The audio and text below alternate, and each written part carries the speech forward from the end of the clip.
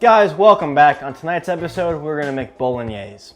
Let's get cooking. I'm a private chef, cook for money, yeah. All right, guys, bolognese. Now, traditionally, it's a long sauce to make. It can take a lot of time. We're gonna make a short version of it. So no, this is not traditional, but it is a fast and easy version, and it will still taste very good. So, what you're gonna need for this, I have 2 cloves of garlic that I've roughly chopped right here. I have carrots and celery that I have also just done a rough little dice on. If you don't wanna use carrots and celery, you don't have to. I would encourage you to use them though. Why? Because our carrots are gonna add some nice sweetness to the sauce.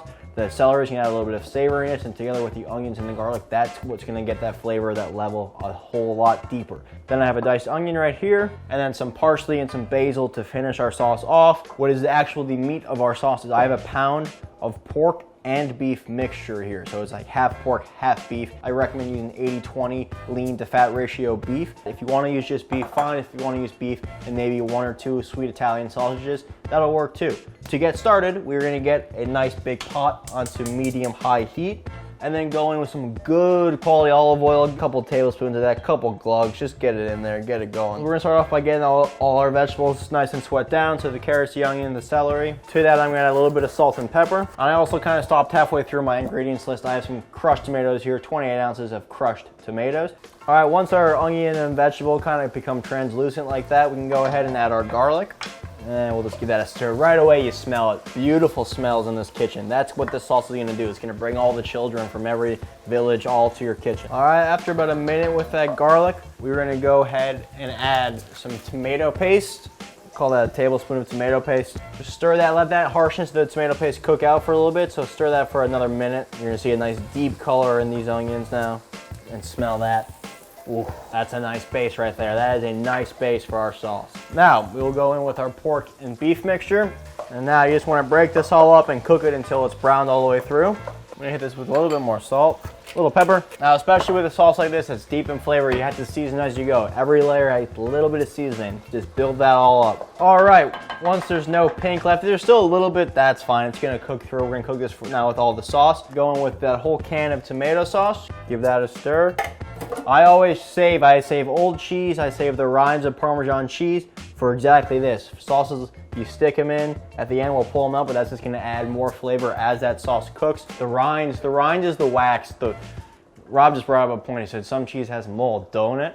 And I said, yes, some cheese does mold, but we're using the rinds, we're using that outer wax that they have on the big wheel of Parmesan. That's what you don't eat anyway. That's what we're using. So it has some saltiness, some cheese flavor in there, and it's gonna flavor our sauce. Now we're gonna turn that down to low and let that simmer away ever so slowly for the next half an hour.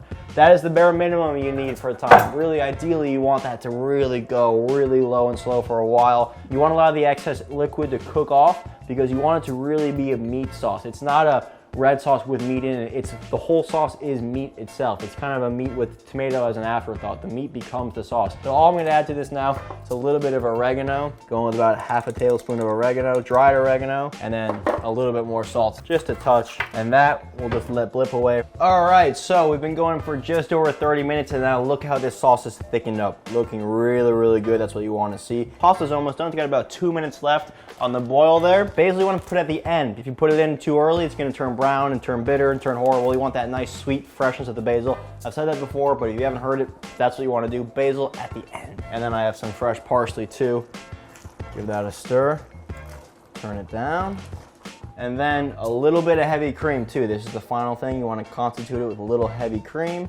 Bang. There you go. That's your finished quick bolognese.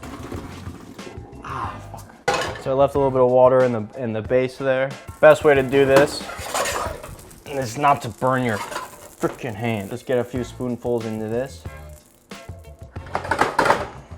All right, let's get our pasta on the plate. That's still very hot. By the third time you think I would have learned. Nope, burned the hand every time I've touched that today.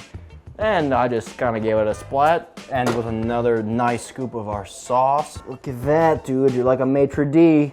Yeah, that'll do. A little basil. Voila.